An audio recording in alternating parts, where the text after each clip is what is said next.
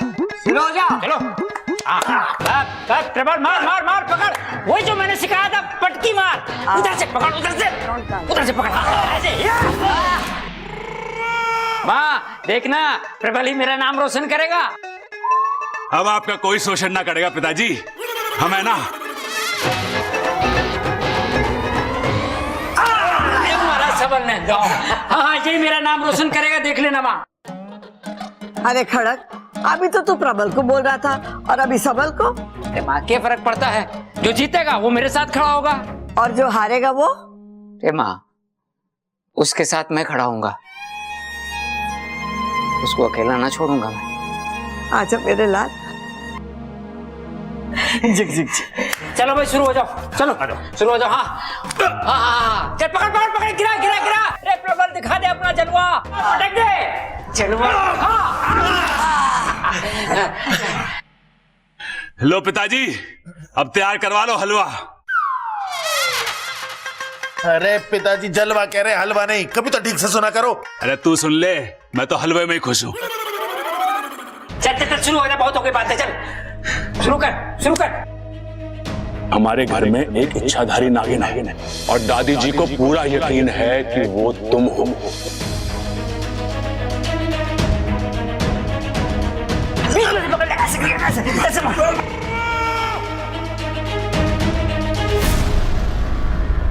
और उन्होंने बबल को तुम्हारे बारे में सच पता करने के लिए बोला है। आप ऐसा क्यों कर रहे हैं बब्बल जी? आप नहीं चाहते क्या कि मैं आपके साथ रहूं? अच्छा, दादी की संतुष्टि के लिए सच को सामने लाना जरूरी है, और उसके लिए मुझे अगर तुम्हारे अगेंस्ट भी जाना पड़ेगा तो मैं करूंगा।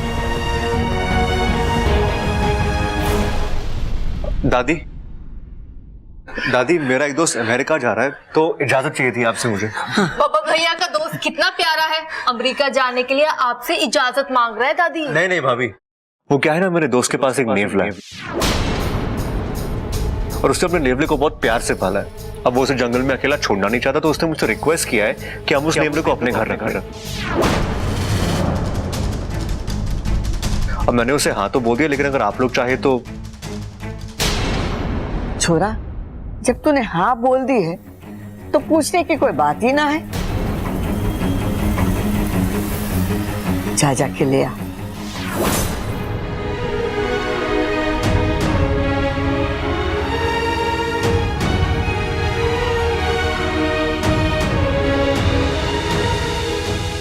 मैं जानती हूँ बब्बल जी, वो नेवला आपके दोस्त का नहीं बल्कि आपकी मुझे पकड़ने की एक तरकीब का हिस्सा है। हे नागुमी देव, मैं क्या बब्बल जी की इतनी बड़ी दुश्मन बन गई हूँ?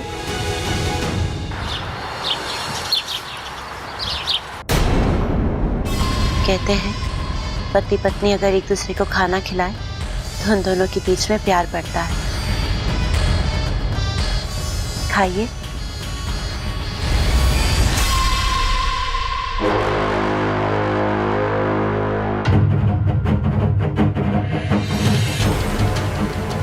आज तो शेरी ने कमाल कर दिया, जहर को शहद का नाम देकर पिला दिया। जैसे जैसे मेरे हाथ का बनाने वाला तेरे पेट में उतरेगा, तेरे खानदान का सच अपने आप तेरी जुबान पर आ जाएगा।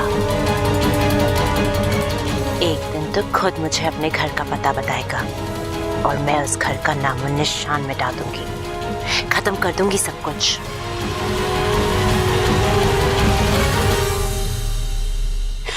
आपकी आंखें बोल रही हैं कि आपको मुझ पर यकीन नहीं है, पर इसमें आपकी कोई गलती नहीं है। मैंने जो बोया है वही मेरे हिस्से में आ रहा है, पर आज नहीं तो कल मैं आपको अपने प्यार के यकीन दिलाकर ही रहूंगी।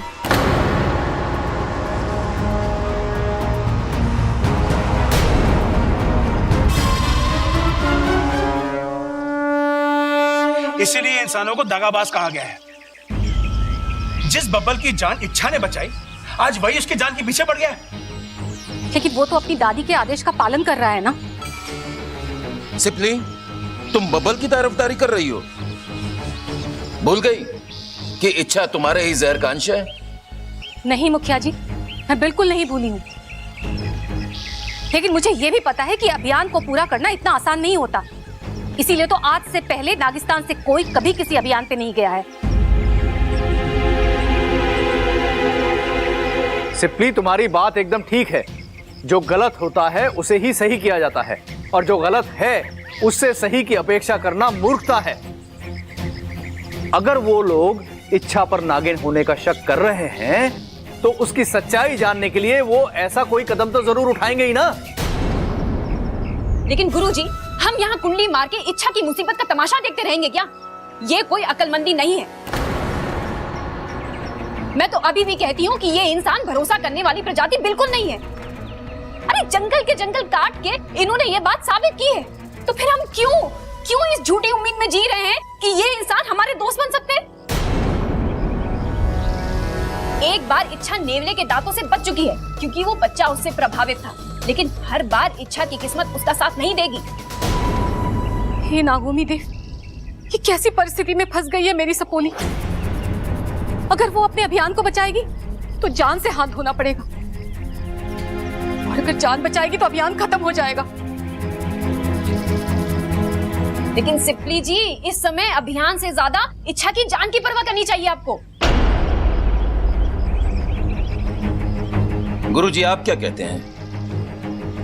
मेरे विचार से हमें अभी थोड़ा सब्र से काम लेना चाहिए।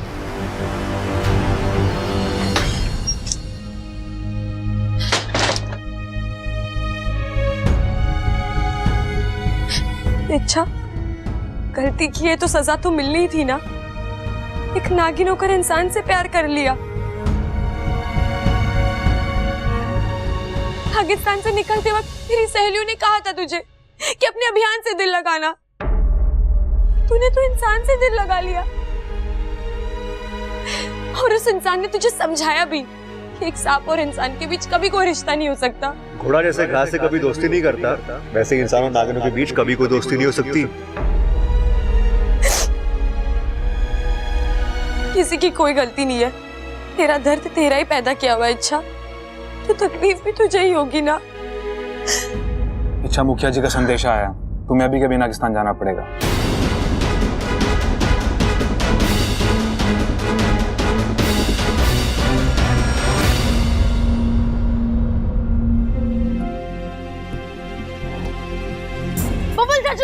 बबल चाचू, चाचू आप घर में नेवला ला रहे हैं? अरे चाचू, आप घर में नेवला ला रहे हैं क्या? हाँ, वो मेरे दोस्त के जाने के बाद उसका नेवला अकेला हो जाएगा, उसे एक फैमिली की जरूरत होगी। पर चाचू, हमारे घर में तो ऑलरेडी इतने सारे लोग हैं, ऊपर से इच्छा भी आ गई है। आपको इस नेवले को घर में लाने की क्या जरूरत है? आप इसे किसी पेट शेल्टर में क्यों नहीं दे देते? मेरे फ्रेंड ने भी अपनी गली की कैट वहीं पर दी है।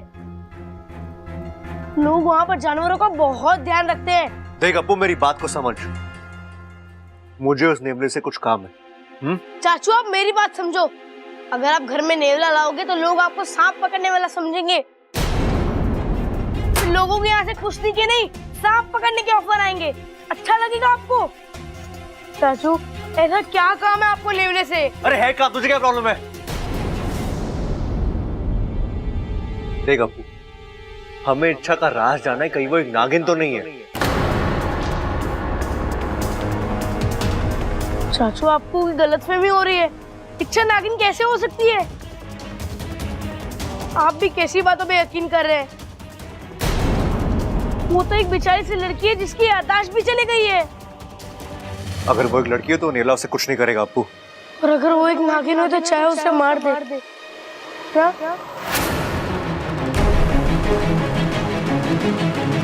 चाचू, हमें तो स्कूल में भी यही सिखाते हैं कि जीवों पर दया करनी चाहिए। मुझे नहीं पता वो नागिन है या नहीं, लेकिन मुझे इतना जरूर पता है कि वो जीव जरूर है। चाचू, उसने हमारा कुछ बुरा नहीं किया। पूरा दिन घर में नाचती रहती है, हंसती रहती है। आपकी तो जान भी बचाई है उसने। हाँ, एक काम जरूर गलत करती है वो, घर में रखा सारा दूध पी जाती है। पर इसके लिए हम उसकी जान ले लें, ये तो बुरी बात है। I'm sorry चाचू, मैं बच्चा हूँ ना, मन में जो आया बोल दिया। पर आप तो बड़े हैं, जो करेंगे सोच समझ कर ही करेंगे।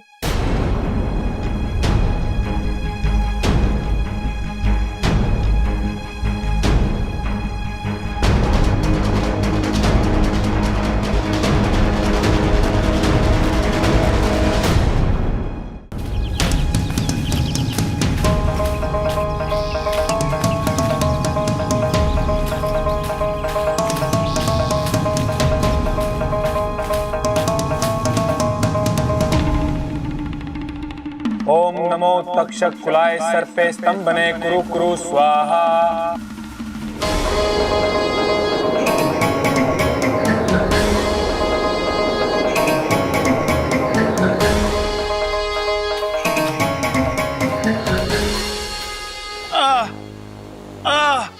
सिंपली वो थोड़ा तेल लगा के मालिश कर लेती तो और अच्छा होता। रहने दो आप। वैसे ही अपना वजन संभाल नहीं पाते हो। तेल लगा दूंगी तो और फिसलोगे। हाँ वो भी। फिर मेरे काबू में कैसे आओगे? बिल्कुल। माँ, पिताजी, इच्छा। अरे पिताजी रहने दीजिए, आपसे उठा नहीं जाएगा। आपको वक्त लगेगा। वैसे ठंडा तो बहुत ही कमाल दिखा रहा है। हाँ वो तो है, पर तू इतनी दुबली क्यों हो गई है? वो मैं डाइट वाला दूध पीती हूँ ना। डाइट वाला दूध? माँ आप नहीं समझोगी। पर तू यहाँ बिना बताए कैसे? मुखिया जी ने बुलाया, शायद कुछ बात करनी होगी। आप दोनों कैसे हो? बस नागोमी देव की कृपा है बेटा।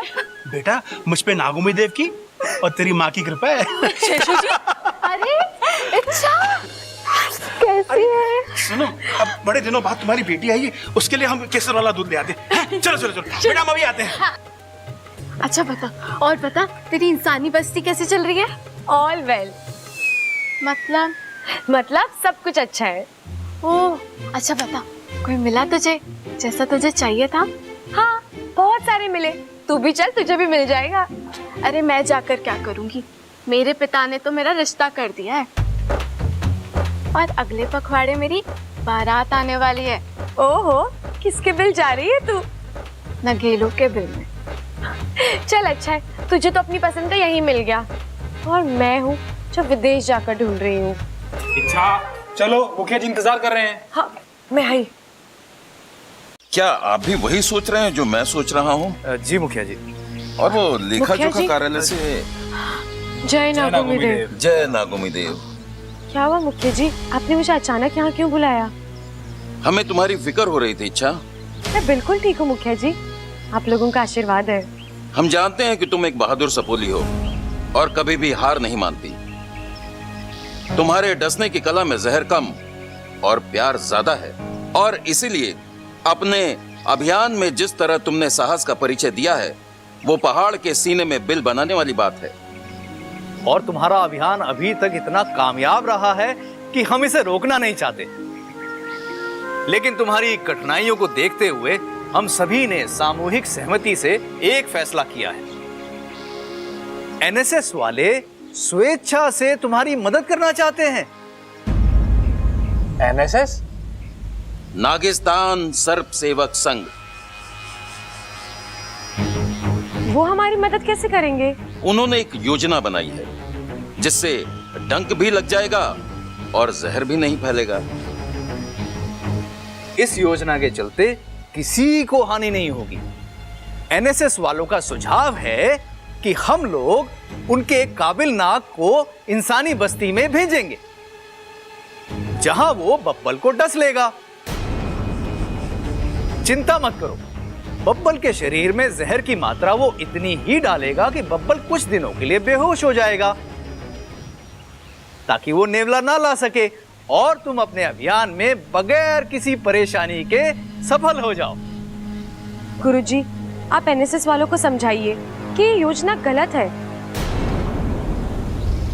बब्बल जी को बेहोश कर भी देंगे तो क्या कोई और नेवला नहीं ला सकता?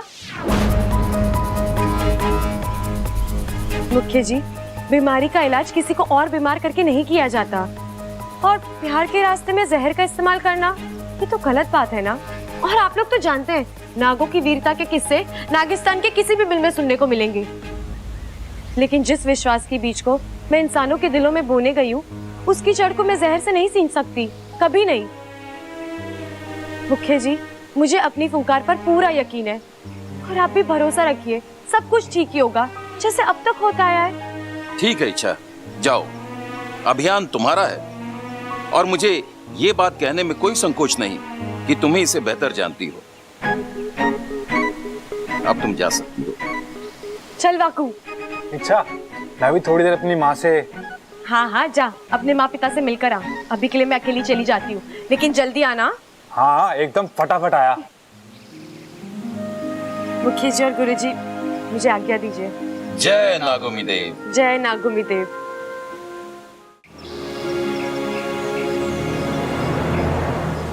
मुझे कैसे भी करके जल्दी से इस समस्या को दूर करना होगा। बब्बल जी को यकीन दिलाना होगा मैं इच्छाधारी नागिन नहीं हूँ। अगर वो नेवले को लेकर आ गए तो बहुत गड़बड़ी हो जाएगी, और अगर मुझे कुछ हो गया तो मुखिया जी बब्बल जी को।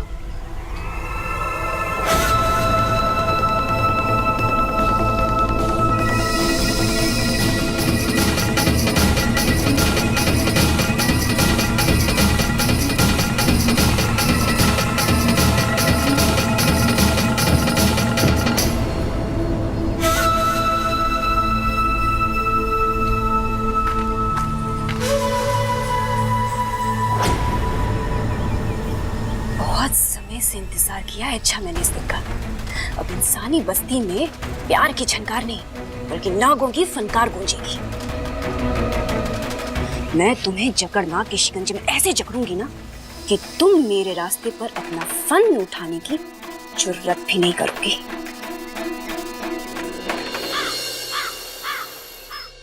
वाह दादी, दिवाली आने में थोड़ा वक्त है तो मैं ये पटाखे अभी फोड़ सकता हूँ। हाँ जा फोड़ ले।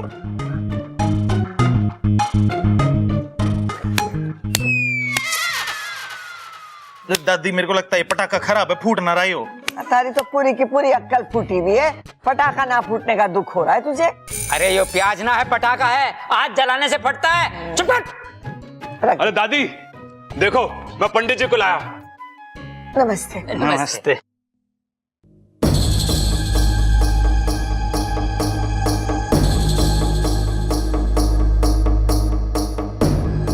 गड़बड़, इस घर में कुछ तो गड़बड़। पंडित जी, आपको कैसे पता चला? अरे दादी मैं बताना भूल गया, ये है मशहूर जोशी श्याम बाबा। अच्छा। बाबा जी मेरे अंदर बहुत ताकत है, लेकिन समझ में नहीं आ रहा इस ताकत का इस्तेमाल कैसे करूं। बेटा तू घी बहुत खाता है, मगर ताकत के नाम पे कुछ ना है। और कमीज के बटन लगा के रखा कर, तब उससे क्या होगा? तेज हवा में उड़ने से बचा रहेगा। बाबा जी मेरी याददाश्त के बारे में भी कुछ करो बाबा जी, मैं हर वक्त भूल जाता हूँ। बेटा तू वक्त ही नहीं सब कुछ भूल जाता है। इसका एक ही उपाय है। क्या बाबा जी? ऊपर वाले पे विश्वास। लेकिन ऊपर तो कुछ नहीं बाबा जी, सब खाली पड़ा है। वो तो दिख ही रहा है। माता जी आपको देख के लगता है कुछ सालों से जो आपके दिल में मलाल था वो हाल फिलहाल में ही दूर हुआ है। ये सब मेरी वजह से नहीं, उसकी वजह से हुआ है।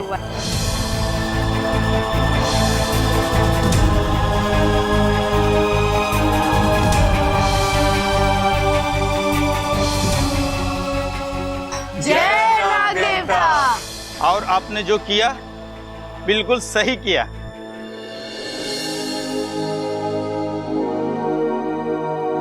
पंडित जी, आप हमारा बबल का हाथ देख के बताइए ना कि इसके भाग्य में क्या लिखा है।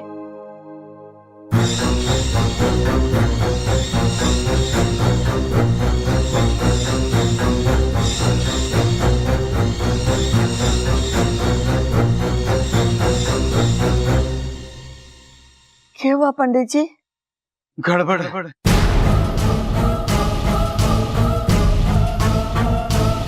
काफी गड़बड़ है।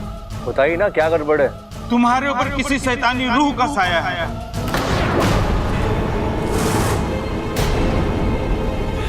अगर उसे जल्दी दूर नहीं किया गया तो वो शैतानी रूह तुम्हें अपने साथ ले जा सकती है ऊपर।